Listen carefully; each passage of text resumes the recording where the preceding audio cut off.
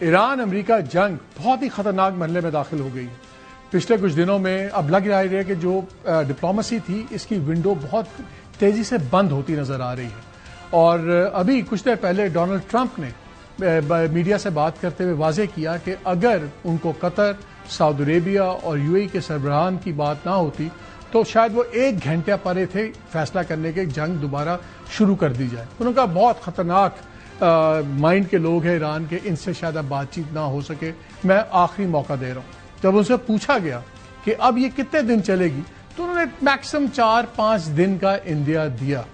پہلے بھی دھمکیاں آتی تھیں، پہلے بھی باتیں ہوتی تھیں، ہر باری ٹرمپ پیچھے ہٹ جاتے تھے، لیکن اس بار جو ڈیولپمنٹس ہو رہی ہیں لگ یہ رہا ہے کہ واقعی یہ شاید ایک اب کروشل ٹائم پہ ہو، کیونکہ اب ایران والے سمجھتے ہیں کہ ان پہ ایک بھرپور حملہ کریں گے ڈونلڈ ٹرمپ، اور اسرائیل اور امریکہ کا خیال یہ ہے کہ اگر ایک بھرپور لمیٹڈ حملہ کیا جائے تو ایران واپس نیگوشیشن ٹیبل پہ آ جائے گا۔ ڈونلڈ ٹرمپ نے کیا کہا، سنیے ذرا۔ You know how it is to negotiate with a country where you're beating them badly. They come to the table, they're begging to make a deal, because they're begging to make a deal. I hope we don't have to do the war, but we may have to give them another big hit.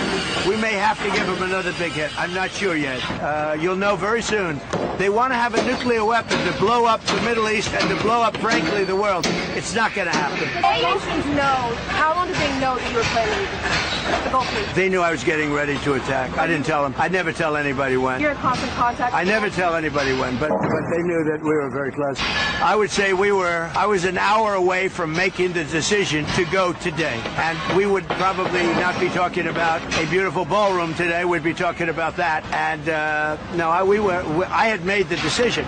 So they called up. They had heard I made the decision. They said, "Sir, could you give us a couple of more days? Because we think they're being reasonable." How long is it safe for Iran to come to? Well, I mean, I'm saying 2 or 3 days, maybe Friday, Saturday, Sunday, something, maybe early next week, a limited period of time. Because we can't let them have a nuclear weapon. If they had a nuclear weapon, they're extremely radicalized. These are not people like when I deal with you. You're a very nice guy. These are people that are seriously radicalized.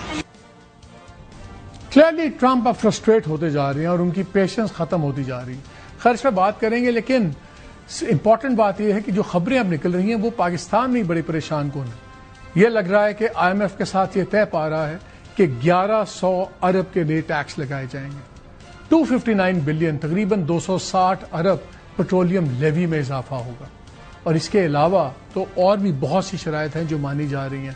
جو اب subsidies تھیں petroleum sector میں وہ بالکل ختم کر دی جائیں گی۔ 166% کے ٹیکس ہیں پہلے، قریباً آدھی پاپولیشن ہماری سطح غربت سے نیچے ہے، 44% تو بالکل ہی غریب سے غریب تر ہیں، اور غریب بھی ملا لے تو یہ 50% پلس ہی ہو جاتا ہے۔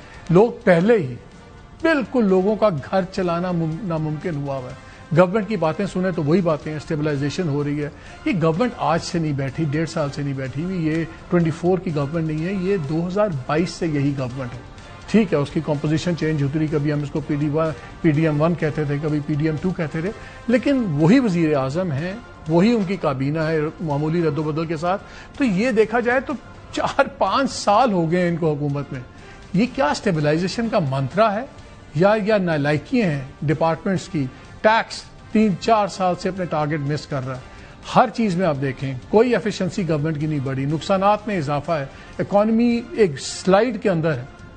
کیا ہوگا آنے والے دنوں میں؟ ابھی قربانی تو ہو رہی ہے تھوڑے دنوں میں 27 کو، لیکن جب پہلی کو آئے گا، پہلی یا 5 کو کہہ رہے ہیں بجٹ، تو کیا اس دن ہم لوگوں کی قربانی ہوگی؟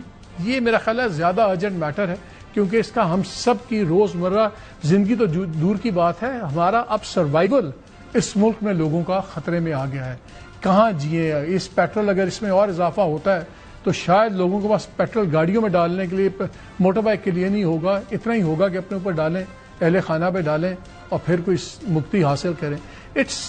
لگ رہا ہے کہ گورنمنٹ کا کوئی ڈسکنیکٹ ہو گیا عام لوگوں سے، درد نہیں ہے عام لوگوں کا۔